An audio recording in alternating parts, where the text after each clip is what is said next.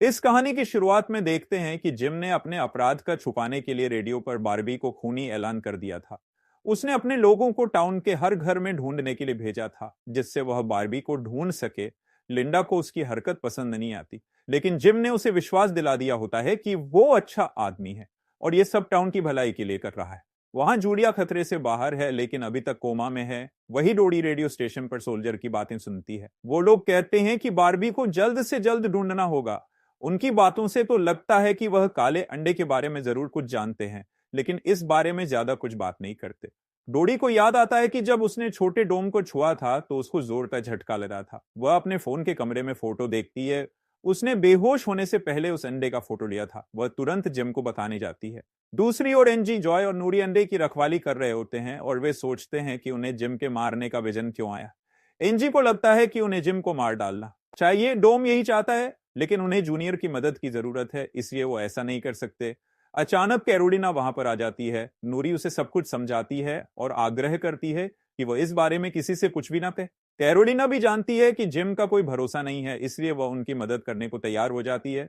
इसी बीच जूनियर अपने पिता के पास पहुंचता है और उसको ठीक ठाक देखकर बहुत खुश होता है। जिम की मौत का विजन देखकर वह बहुत घबरा गया।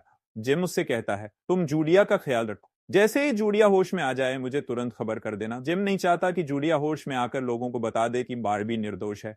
इतने में डोडी आकर जिम को सोल्जर की बातें बताती है जो उसने रेडियो पर सुनी थी।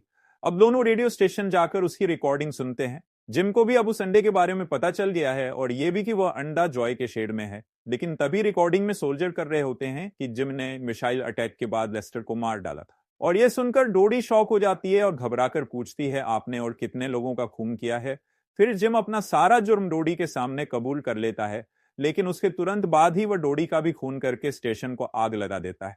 लिंडा और फिल को लगता है कि बारबी ने ही डोडी का खून करके स्टेशन को जला दिया होगा, क्योंकि डोडी ने अपने ब्रॉडकास्ट में बारबी को खूनी बताया था। अब बारबी एनजी से मिलता है और बताता है कि जूलिया की जान खतरे में है।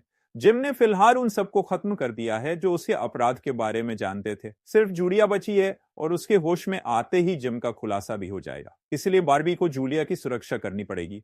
एनजी उसकी मदद करती है और अस्पताल के पीछे दरवाजे से बारबी को अंदर लेकर जाती है। फिर वह जूनियर को बातों में उलझाने की कोशिश करती है ताकि बारबी बाहर एम्बुलेंस तक जूलिया को लेकर जाए। जूनियर को जब पता चलता है तो वह तुरंत लिंडा को इन्फॉर्म करता है। एनजी एम्बुलेंस चलाती है और बारबी पुलिस को कंफ्यूज कर रहा होता है। इस तरह वह जूलिया को वहां से दूर लेकर जाती है। उसने पुलिस रेडियो भी उठा लिया होता है, जिससे उसको पता चल जाता है कि पुलिस उनको कहां कहां ढूंढ रही है। लिंडा और फिल बारबी को पकड़ लेते हैं और बारबी अरेस्ट हो जाता है।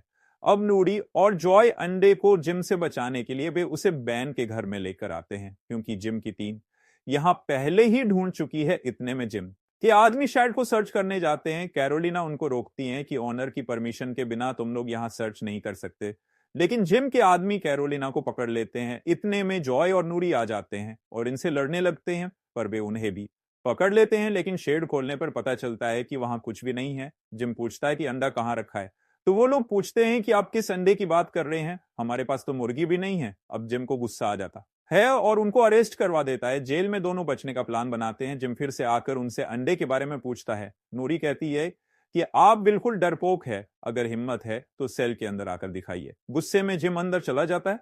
तभी नूरी चाकू से उस पर अटैक करती है, लेकिन जिम बच जाता है। फिर वह दोनों को चेतावनी देकर गुस्से में चला जाता है। तभी लिंडा बारबी के हाथ बांधकर जेल में बंद कर देती है। वही जिम को डर सता रहा होता है कि कहीं जूलिया को होश ना आ जाए, इसलिए वह लिंडा से पूछता है कि क्या जूलिया को होश आया कि नहीं। लेकिन लिंडा जूलिया की हालत के बारे में नहीं जानती। दूसरी ओर बैन के कमरे में अंडा अलग तरह की आवाज निकालने लगता है। इससे बैन के सर में दर्द होने लगता है। वह कई कपड़ों से उसको ढक देता है जिससे आवाज कम हो सके। दूसरी ओर जिम बारबी को डराता है कि मेरे सारे कत्ल तुम अपने ऊपर ले लो, नहीं तो जूलिया, नूरी और जॉय को मार देगा। जिससे बारबी को उसकी बात माननी पड़ती है। उसके बाद जॉय और नूरी को छोड़ दिया जाता है। जिम लिंडा से कहता है कि तुम उन दोनों का पीछा करो, क्योंकि वे सीधे अंडे को देखने जाएंगे। फिर जूनियर अपने पिता से मिलता है और पूछता है, आप मुझसे कुछ छुपा रही हैं और आप सबसे पहले जूलिया से क्यों बात करना चाहते हैं। जिम उसको अपनी बातों में फंसा देता है कि बारबी सरेंडर हो गया है और स्टेटमेंट भी दे चुका है कि उसने सारे खून किए है और मैं जूलिया की सुरक्षा करना चाहता हूं, जिससे जूनियर को उस पर विश्वास हो जाता है। तभी जूलिया को होश आता है और वो बताती है कि मैक्स ने उसको शूट किया था। जब उसे पता चलता है कि जिम बारबी पर झूठा इल्जाम लगा रहा है तो उन लोगों को सच बता देती है। जॉय नूरी और कैरोलिना बैन के घर घुसते हैं तो देखते हैं कि अंडा चमक रहा है और साथ ही हिल भी रहा है। अंडा भी उनके पीछे वहां पर चली जाती है। अब कैरोलिना उसको समझने की कोशिश करती है कि हम कुछ गलत नहीं कर रहे हैं, लेकिन लिंडा को उन पर विश्वास नहीं होता। तभी तितली बाहर आ जाती है और वो बहुत ही कमजोर होती है। उन्हें लगता है कि तितली को बाहर निकालना होगा, पर कैसे ये समझ नहीं आता। पुलिस स्टेशन के बाहर लोग इकट्ठे हो जाते हैं और वो लोग बारबी के मुंह से सुनना चाहते हैं कि वह खूनी है, लेकिन बारबी खुद को निर्दोष बताता है। फिर जिम गुस्से में उसको अंदर खींच कर लेकर जाता है और धमकता है कि सारे खून तुमने किए हैं, ऐसा बोलना होगा। वही बैन के घर पर डोम काले रंग का हो जाता है और तितली बेहोश हो जाती है। तभी बाहर का बड़ा डोम भी काला होने लग जाता है और टाउन में दिन भी रात जैसा हो जाता है। सभी घबरा कर प्रार्थना करने लगते हैं और लिंडा को उन लोगों पर विश्वास नहीं होता और वह खुद छोटे डोम को टच करती है। तभी उसको जोर का झटका लगता है और वह दीवार से टकरा कर गिरती है। मौका पाकर वो लोग अंडा लेकर भाग जाते हैं और जूनियर भी वहां आकर उनकी मदद करता है। इसी बीच जूलिया पुलिस स्टेशन जाती है, जहां इस वक्त कोई नहीं है। वह बारबी को छुड़ा देती है और फिर उनको रोकने की कोशिश करता है, लेकिन बारबी उसको मार गिराता है।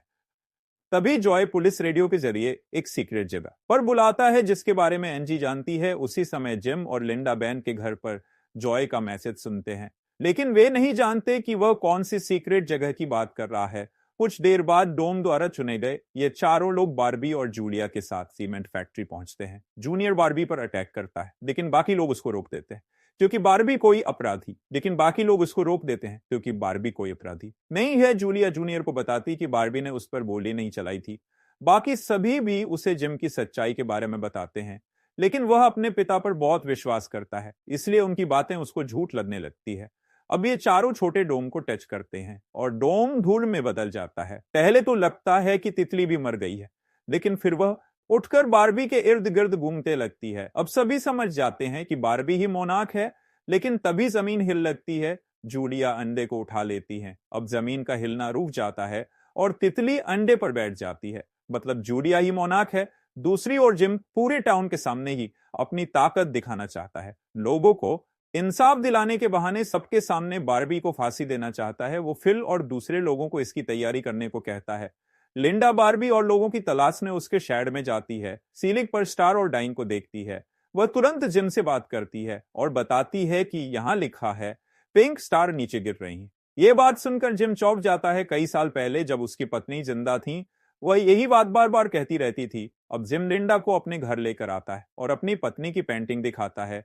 उसमें काले अंडे पर पिंक स्टार गिर रहे होते हैं। सीमेंट फैक्ट्री में जूनियर कहता है कि हमें इस अंडे को मेरे पिता के पास ले जाना चाहिए, लेकिन वो नहीं जानता जिम उसे नष्ट कर देगा। जब सभी उसको विरोध करते हैं तो वो उन्हें गन दिखाकर डराने की कोशिश करता है।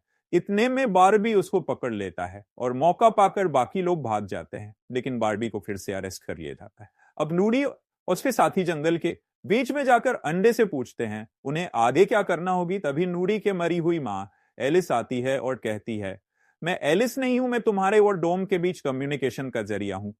वह बताती है कि तुम्हारा टाउन सिर्फ इस अंडे को सुरक्षित रखना है, इसका कारण तुमको बाद में पता चल जाएगा। दूसरी ओर पुलिस स्टेशन में जिम बारबी को बताता है कि पूरा टाउन तुम्हें फांसी पर लटकते देखना चाहता है। तभी बारबी कहता है कि एक दिन ये टाउन तुम्हारे साथ भी यही करेगा। इसी बीच जूलिया और उसके साथी रेस्टोरेंट में छुप जाते हैं।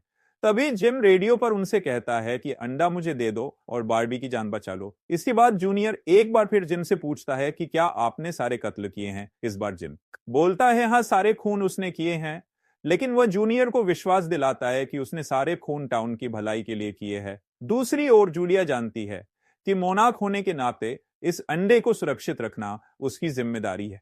अगर अंडा गलत हाथों में पहुंच गया तो पूरा टाउन नष्ट हो जाएगा। वह दूसरों को एक सेफ जगह पर रात बिताने को कहती है और वह अंडा लेकर बाहर चली जाती है। उधर बारबी के गले में फांसी का फंदा तैयार किया जाता है और टाउन के लोग ये देखने के लिए वहां पर जुटे हुए थे। तभी जूलिया झील पर पहुंचती है और अंडे को पानी में गिरा देती है। तभी जेल से पिंक कलर की चिंगारियां आसमान की ओर उड़ने लगती है। ऐसा लगता है जैसे पिंक स्टार उड़ रहे हो। टाउन के सभी लोग इसको देखकर आश्चर्यचकित रह जाते हैं और बारबी की फांसी भी रुक जाती है। आसमान में चारों ओर पिंक कलर की रोशनी फैल जाती है। टाउन रोशनी से भर जाता है।